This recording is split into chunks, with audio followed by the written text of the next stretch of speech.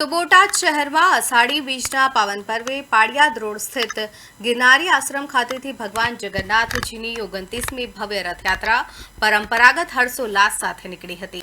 ગિરનારી આશ્રમ ખાતે સાધુ સંતો અને વિવિધ હિન્દુ સંગઠનોના આગેવાનોની પ્રેરક ઉપસ્થિતિમાં રથયાત્રાને લીલી ઝંડી આપી પ્રસ્થાન કરાવ્યું હતું।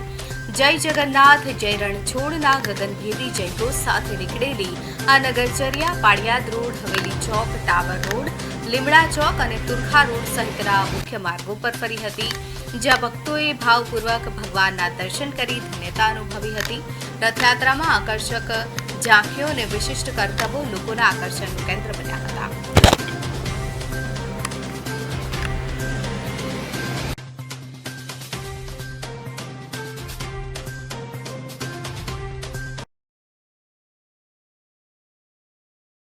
ओम नमो नारायण। जय श्री राम।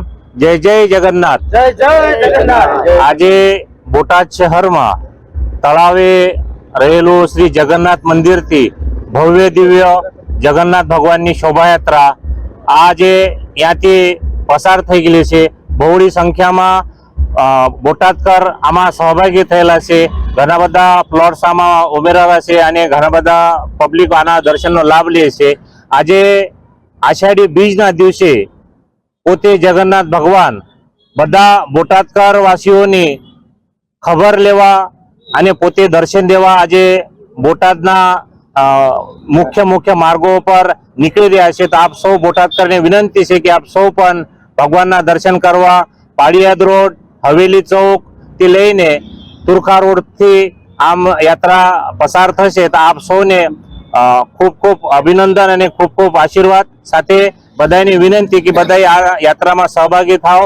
બોટાદ ટાઉન વિસ્તારમાં ભગવાન જગન્નાથજીની રથયાત્રા હાલમાં શાંતિપૂર્વક રીતે પસાર થઈ રહી છે, જેમાં પોલીસ બંદોબસ્ત પણ કાયદો અને વ્યવસ્થા જાળવવા માટે તથા ટ્રાફિકના ડાયવર્ઝન માટે પણ ખડે પગે છે।